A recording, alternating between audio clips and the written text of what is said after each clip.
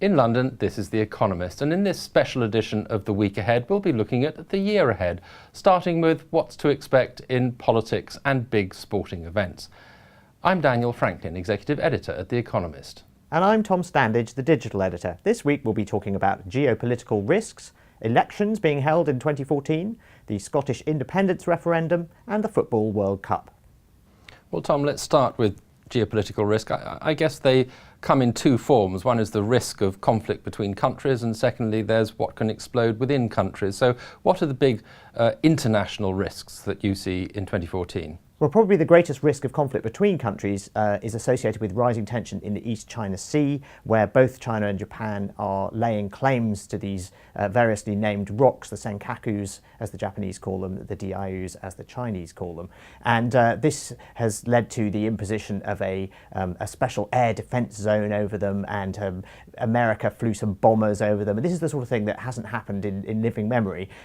It may all be resolved, it may all blow over, but it is very dangerous when this sort of thing happens, because you only need, a commander to misunderstand something, a sort of error to be made of that nature, and it can very quickly escalate and turn into a major international incident. So that's one of the really worrying things that's going on. But then if you look at within countries, that's rather harder to quantify, but it is something that our sister company, the Economist Intelligence Unit, does, and it looks at 150 countries each year and gives them all a score, and that ranges from 0 to no chance of social political unrest, up to 4 for very high chance. So Switzerland and Norway get 0, Syria gets a 4 because there's already a civil war going on there. And if you look at the EIU's numbers for next year, it's really rather worrying. The proportion of countries that are in the high or very high risk categories is 43% for next year.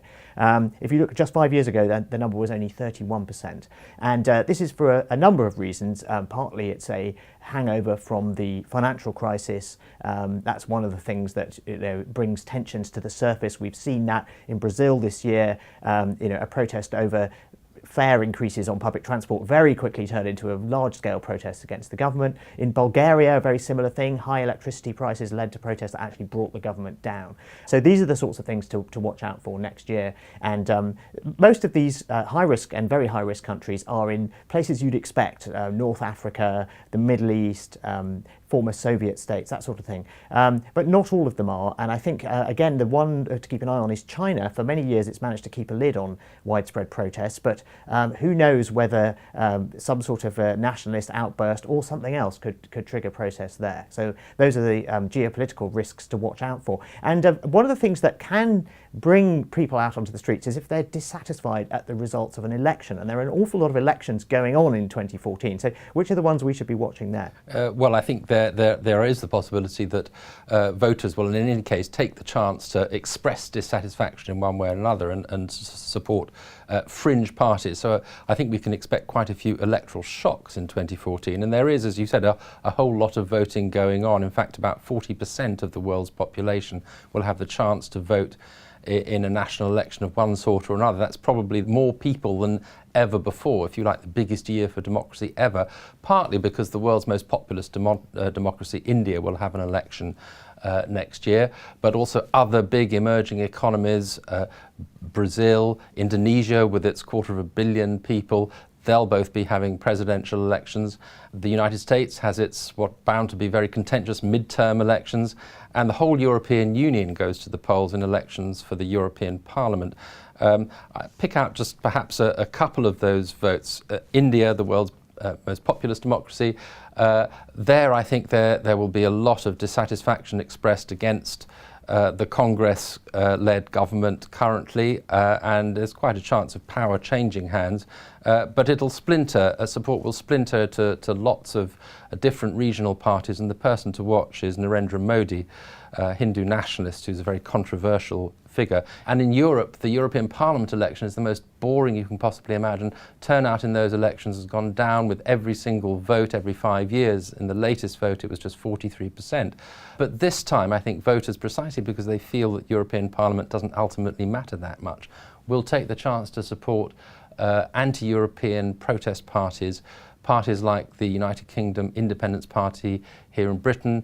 The far-right National Front in France is likely to do very well under Marine Le Pen. And right across Europe, there are parties of this sort, even in countries that are generally favourable to the European Union. So you could end up with a European Parliament which is very Eurosceptical, and national politics which is shaken up by these blasts of rebellion from the voters. Well, one place where we could see some rebellion, but it frankly seems rather unlikely, is Scotland, which is holding a referendum in September on whether to secede from the United Kingdom and become an independent country. And essentially about 20% or so of Scots are quite keen on the idea of independence. About a third are quite happy with the way things are and would like to stay part of the United Kingdom. But the majority of Scots are in the middle and don't feel too strongly on ideological grounds, and they're going to be weighing up the pros and cons and sort of voting in that way. And so that means that ultimately the separatists have to come up with a convincing reason for independence. And the big problem they have is that there isn't a big problem that independence would solve. In fact, quite the opposite. Independence would cause an awful lot of problems, like what currency would Scotland use, how would it control its own monetary policy, would it be able to borrow any money, what will it do when the oil and gas runs out, and perhaps thorniest of all, how would it cope with trouble at one of the big Scottish banks. Some of the biggest banks in the United Kingdom are based in Scotland, and so that would then become Scotland's problem. So the odd thing is that the pro-independent campaigners are having to say, well, yes, if we did have an independent Scotland, not much would change, and try to reassure everyone that there wouldn't be any problems. But then that raises the question of, well, in that case, why change the status quo at all? So the likely outcome is that Scotland will vote no. It would be absolutely astonishing if anything else happened, and it would have ramifications elsewhere in Europe, because this would provide a model for breakaway bits of other countries to perhaps follow in its footsteps. But it seems most likely that the Scots will decide to leave things as they are. Well, that's Scotland's big event, but the biggest event for the world in 2014 is actually going to be the Football World Cup, which takes place in Brazil. Now, normally a World Cup in Brazil would be just a magnificent feast of football. This time there's a question about whether it will be disrupted by demonstrations as the warm-up event was in 2013.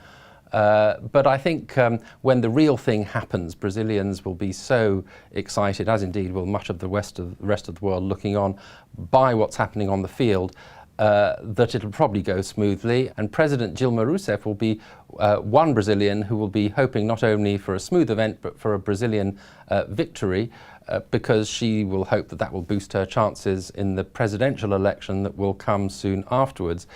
Whether Brazil actually pulls it off on the field is another matter. Brazil are the favourites, but it's very unpredictable, of course, to know what happens in such competitions. The traditional big, strong footballing nations, Brazil's rival Argentina, Germany, Italy, Spain, who are the reigning champions, they'll all be formidable contenders. But the question really in my mind is whether this will be the time when one of the lesser fancied nations emerges, comes through with a surprise win. And I think there are a growing number of countries that are actually capable of that. So whether it's from a big, powerful country such as the United States or an African nation such as Nigeria, it would be quite fun to see a new country with its hands on the trophy. Well, that's all for this week. Join us again next week for the second half of our look at events in the year ahead, and we'll be looking at business and the economy. In London, this is The Economist.